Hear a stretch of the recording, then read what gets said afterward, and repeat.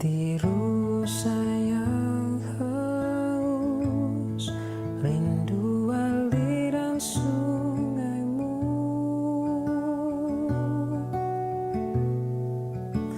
Hatiku tak tahan menunggumu. Shalom, selamat malam Bapak Ibu Saudara yang dikasihi Tuhan. Saya berharap kita semua tetap sehat, tetap sukacita, tetap semangat menghadapi hari ini. Dan saya berharap kita tetap menerapkan protokol kesehatan dimanapun aktivitas kita.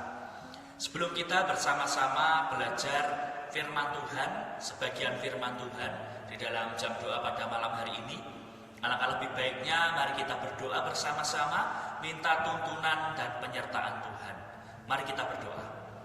Terima kasih Tuhan, Engkau memberkati kami sepanjang hari sampai malam hari ini, sehingga Tuhan memberikan kami kesempatan kembali untuk bersama-sama bersekutu di rumah kami masing-masing. Dan sebentar lagi kami mau belajar firman-Mu, kiranya Roh Kudus memimpin setiap kami, sehingga kami dapat memahami, mempelajari, dan terlebih dapat kami terapkan dalam hidup kami. Pakai hamba-Mu yang penuh dengan keterbatasan, pakai mulut lidah hamba-Mu hanya untuk membagikan firman Tuhan saja.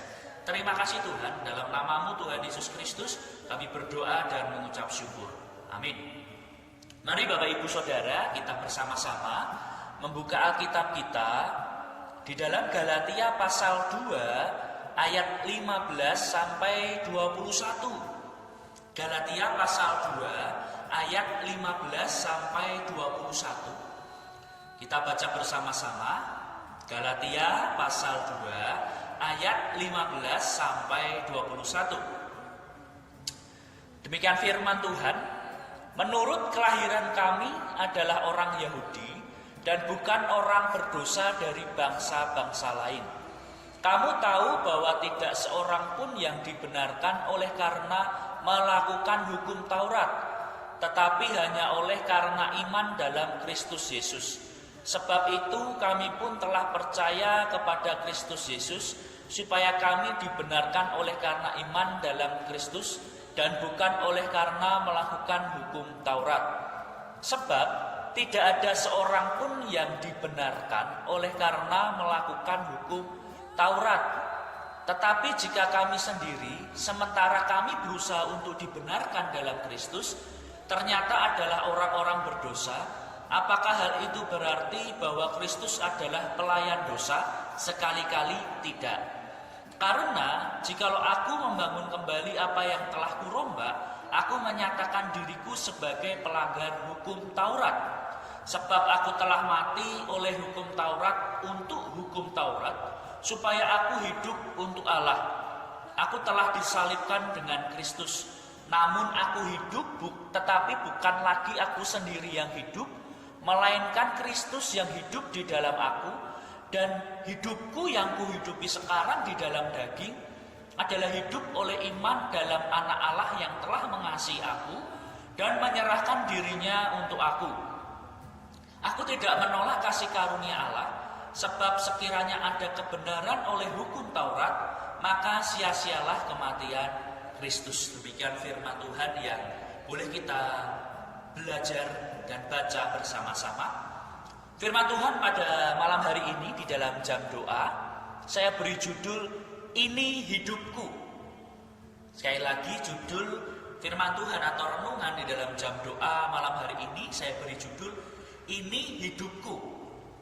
Bapak Ibu Saudara yang dikasihi Tuhan, berbicara ini hidupku, terkadang pernyataan ini muncul dalam kehidupan kita atau orang lain.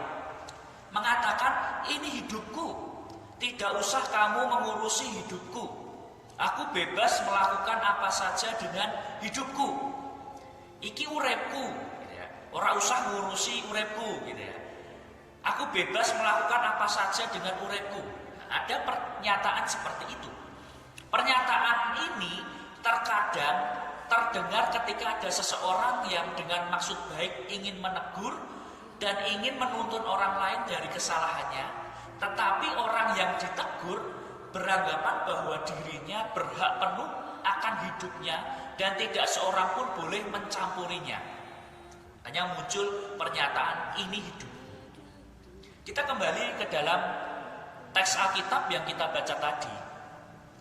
Orang Yahudi adalah umat pilihan Allah dan hidup di bawah hukum Taurat.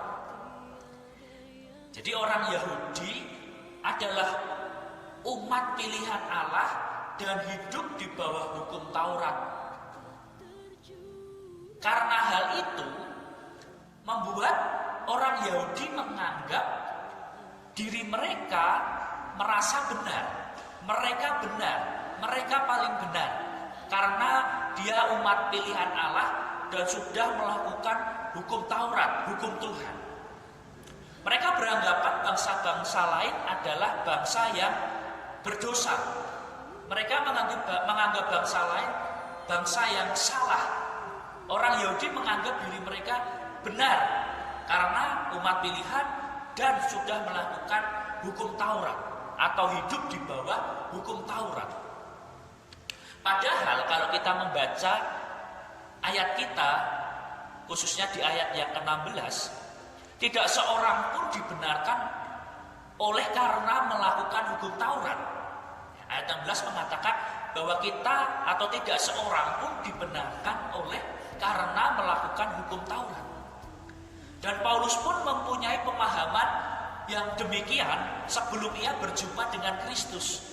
Paulus beranggapan bahwa hidupnya adalah benar karena umat pilihan sudah melakukan hukum Taurat dan menganggap orang lain salah, bangsa lain salah. Tetapi karena imannya kepada Kristus yang telah mengasihi dan menebus Paulus, Paulus dibenarkan dan mendapatkan hidup yang seharusnya mati karena dosa-dosanya. Dan karena anugerah Allah di dalam Kristus itulah yang membawa pemahaman bahwa hidupnya bukan miliknya lagi tetapi milik Kristus. Karena imannya kepada Kristus yang telah mengasihi dan menebus Paulus, Paulus dibenarkan dan mendapatkan hidup. Padahal sebelumnya ia mati karena dosa-dosanya. Anugerah Allah di dalam Kristus itulah yang membawa pemahaman bahwa hidupnya bukan miliknya sendiri lagi tetapi miliknya Kristus. Hidupnya bukan karena kekuatannya dia umat Allah, dia sudah melakukan Taurat, melakukan ini itu, ya. Tetapi hidupnya karena kasih Kristus yang sudah menebusnya. Allah di dalam Kristus itulah yang membawa pemahaman bahwa hidupnya bukan miliknya, ya. Tetapi hidupnya adalah milik Kristus. Kristuslah pemimpin dalam hidup Paulus, sehingga selayaknya ia tunduk dan taat. Makanya Paulus selalu tunduk dan taat kepada Kristus. Karena itulah Paulus setia pada panggilannya sebagai Rasul Kristus sampai akhir hidupnya walaupun penuh dengan penderitaan. Karena apa? Karena Allah, ia dibenarkan. Sehingga hidupnya bukan miliknya lagi, tetapi milik Allah. Sehingga ia menyerahkan hidupnya sepenuhnya untuk setia dan taat tunduk sampai akhir. Bahkan di dalam penderitaannya ketika ia melayani Tuhan, ia tetap percaya, tetap hidup di dalam Kristus. Nah, Bapak Ibu Saudara yang dikasihi Tuhan, sebagai anak-anak Tuhan, mungkin terkadang kita lalai sehingga kita hidup sembarangan dan hanya memuaskan keinginan dan kesenangan kita sendiri. Kita tidak bisa memungkiri itu. Kita sebagai anak-anak Tuhan bisa terkadang lalai dan hidup sembarangan, hanya memuaskan keinginan dan kesenangan diri sendiri. Pokoknya aku, gitu ya. Seperti pernyataan tadi, iki urepku, ya. Terserah aku. Gitu. Tetapi firman Tuhan menyatakan, sebab kamu telah dibeli dan harganya telah lunas dibayar. Karena itu muliakanlah Allah dengan tubuhmu. Di dalam 1 Korintus pasal 6 ayat 20. Kita telah dibeli dan harganya telah lunas dibayar. Siapa yang membeli kita? Tuhan. Lewat penebusan di dalam Kristus. Maka dari itu muliakanlah kita dengan tubuh kita. layanilah Tuhan dengan tubuh kita. Marilah kita menundukkan kembali hidup kita kepada Kristus sebagai Tuhan. Dia Tuhan dalam kehidupan kita. Seharusnya kita tunduk setia sampai akhir, melayani Dia sampai akhir. Mari kita bersedia mendengar Dia, mengikut Dia, dan memuliakannya melalui seluruh hidup kita. Itulah panggilan kita di dalam Kristus. Bukan berarti kita sudah dibenarkan, kita hidup bebas. Tidak. Tetapi hidup kita ada di dalam Kristus, bebas dari perbudakan dosa, bebas dari perbudakan hukum Taurat, dan hidup kita semua hidup di dalam kasih karunia di dalam Kristus. Maka dari itu, percayakan hidup kita, dengarlah, ikutlah, muliakanlah Kristus dalam kehidupan kita. Itulah panggilan kita, sehingga Kristus dimuliakan melalui setiap kehidupan kita. Demikian firman Tuhan yang dapat kita sampaikan. Kiranya firman ini dapat menegur kita bahwa firman Tuhan mendidik kita untuk kita berubah, tidak hidup menurut keinginan kita sendiri. Tetapi firman Tuhan, ingat firman Tuhan mengatakan segala tulisan yang difirmankan Allah, yang diilhamkan Allah, bermanfaat untuk mengajar, menasehati, menegur, mendidik orang untuk hidup di dalam kebenaran. Maka dari itu kita di dalam Kristus, ketika kita dididik oleh Kristus dalam setiap kondisi apapun, jangan ngeyel, ini hidupku, ya, aku merasa mampu. Tidak, hidup kita ini adalah kasih karunia Allah. Semua adalah pemberian Allah, anugerah Allah. Maka dari itu, inilah hidupku, bukan memberontak terhadap Allah, tetapi inilah hidupku untuk hormat dan kemuliaan nama Allah. Tuhan Yesus memberkati. Mari kita berdoa. Terima kasih Tuhan atas firman-Mu yang sebentar, yang singkat ini. Biarlah firman-Mu yang kami pelajari teraplikasi dalam hidup kami, bahwa hidup kami adalah milik Kristus, bukan karena kami kuat gagah melakukan segala sesuatunya, tetapi karena anugerah Allah yang Tuhan nyatakan dalam kehidupan kami, sehingga kehidupan kami dibenarkan di dalam Kristus. Hanya melalui iman di dalam Kristus kami dibenarkan dan hidup seturut dengan kehendak dan firman Allah. Biarlah firman ini boleh termaterai dan kami aplikasikan dalam hidup kami, sehingga ini hidup kami pakai hanya untuk melayani Tuhan. Biarlah kesempatan hidup kami pakai kesempatan ini untuk melayani Tuhan saja. Kami mau dibentuk, kami mau ditegur, kami mau dituntun ketika kami diarahkan kepada Kristus. Terima kasih Tuhan. Dalam nama-Mu Tuhan Yesus Kristus, kami berdoa dan mengucap syukur. Haleluya. Amin. Demikian firman Tuhan yang kita pelajari bersama-sama. Kiranya semakin menguatkan kita bahwa hidup kita di dalam Kristus, hidup yang dituntun untuk hidup selaras dengan Kristus, untuk hidup semakin hari semakin melayani Tuhan, semakin hari semakin hidup seperti Kristus. Selamat berdoa bersama dengan saudara keluarga di rumah. Tetap sehat, Tuhan Yesus memberkati. Amin. Hanya Engkau